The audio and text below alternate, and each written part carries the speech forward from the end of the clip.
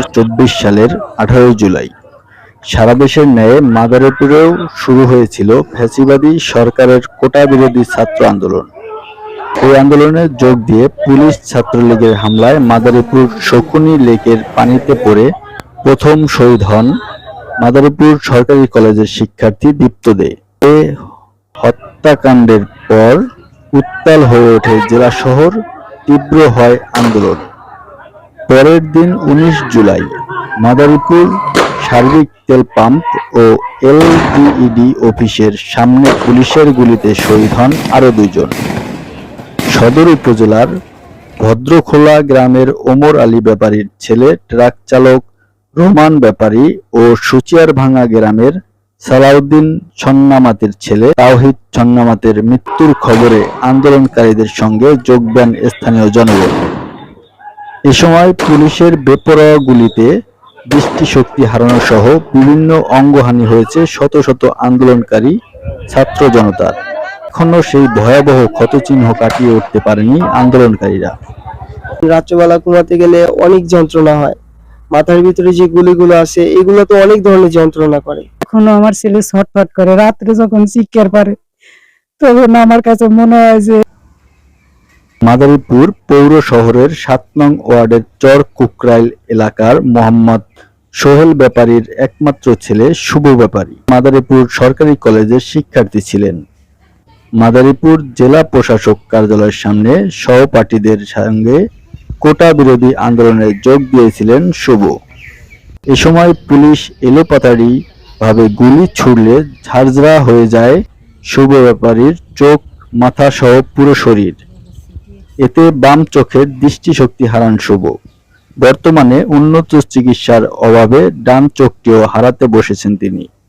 জমি বিক্রির ৫ লাখ ও সরকারি অনুদানের ১ লক্ষ সহ ৬ লক্ষ টাকার প্রথম অবস্থায় ভালোভাবে চিকিৎসা খরচ চললেও বর্তমানে অর্থাভাবে অন্ধত্ব বরণের সংখ্যায় ভুগছেন শুভ ও তার পরিবার। মাথার মধ্যে ৫৬টি বুলেট সহ ১৯০টিরও অধিক বুলেটের অসহ্য যন্ত্রণায় কাতরাচ্ছেন শুভ। এদিকে পায়ে প্রাণঘাতী বুলেটের স্প্রিন্টার বয়ে বেড়াচ্ছেন মোহাম্মদ নিয়ামুল হক নামে আরো একজন আহত। গুরুতর আহতদের দ্রুত উন্নত চিকিৎসা ও পুনর্বাসনের ব্যবস্থা গ্রহণের জন্য সরকারের কাছে দাবি জানিয়েছেন আহত ও তাদের পরিবার। আমার একটা দোকান ছিল, সেটার মাধ্যমে পরিবার এবং আমার চিকিৎসা চলমান ছিল, সেটা সরকার উচ্ছেদ করে দেয়। আমরা ৪ জনের মতো চোখে প্রবলেম, একটি চোখ করে সবারই নষ্ট।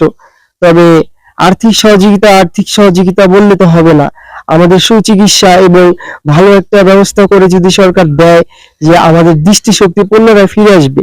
আমাদের যে পরিস্থিতি, আমাদের মানে দুবেলা খাইতেই আমাদের কষ্ট হয়ে যায়, আমরা পিছনে টাকা কিভাবে খরচ করবো? ট্রিটমেন্টের কাছে আমার অকুল আবেদন, আমার ছেলেটার চিকিৎসাটা জানি দ্রুত ভাবে প্রাইভেট ভাবে অপারেশনটা করাই দেয়, এমন একটা কর্ম করে দেয় যেমন আমার একটা পুনর্বাসন ছেলেটা দিয়ে দেয়, যাতে আমরা দুটো ডাল ভাত খেয়ে বাঁচতে পারি। আমার বেশি বড় লোকের দরকার নেই, আমি যে থাকি এই বাড়িটাও আমার না। তাদের কাছে দাবি আমার ছেলের জানি ট্রিটমেন্ট হয়, আমার ভবিষ্যতে জানি আমাদের একটা ভালোভাবে বাঁচতে পারি, সে একটা তারা সুযোগ সুবিধা করে দেয়। আমাদের যে পুনর্বাসন ও চিকিৎসা সেবা অন্যান্য যে সুবিধাগুলোর কথা বলা হয়েছে, আমরা চাচ্ছি আহত হিসেবে আমাদের জন্য এই কাজটা তারা খুব দৃষ্টি সহকারে দেখে এবং আমাদের জন্য ভবিষ্যৎকে নিয়ে তারা একটু ভাবে। মাদারীপুর জেলার ৪টি উপজেলায় মোট ১৭ জন শহীদ হয়েছেন।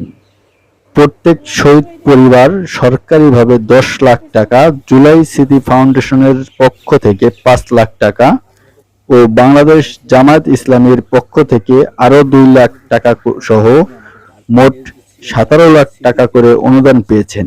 সেই টাকা দিয়ে পূর্বের ধার দেনা পরিশোধ করলেও ভালো নেই ছাত্র জনতার আন্দোলনে শহীদদের পরিবার। এই হত্যাকাণ্ডে দোষীদের দ্রুত বিচার চেয়েছেন শহীদের মা বাবা। একই সঙ্গে বেকারদের কর্মসংস্থানের ব্যবস্থা সহ শহীদদের স্মৃতি ধরে রাখতে মাদ্রাসা নির্মাণের জন্য সরকারের কাছে দাবি জানিয়েছেন শহীদ পরিবারের স্বজনেরা। আমার কামাই সুদ ছিল যে আমার পথ হাল করতো, সে আর আমি হারাই ফেলাইছি।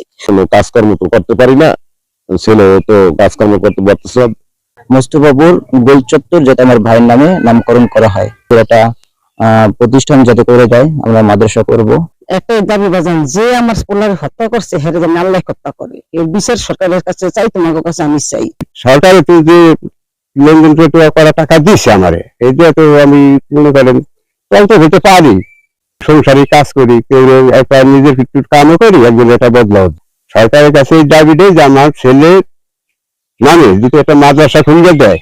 তারা এই দেশকে ভালোবেসে রক্ত দিয়েছে, আমরা কামনা করব তাদের রক্তের বিনিময়ে যেন এই বাংলাদেশে ফ্যাসিস্ট স্বৈরাচারী সরকার পুনরায় কেউ কায়েম করতে না পারে, চাঁদাবাজি দুর্নীতিবাজ সরকার যেন কায়েম না হয়। এরপরের 250 থেকে 300 আহতের মধ্যে এখনো অনেক আহত আছে, যারা গুরুতর আহত অবস্থায় আছেন এবং এদের এখনো অপারেশন বাকি আছে।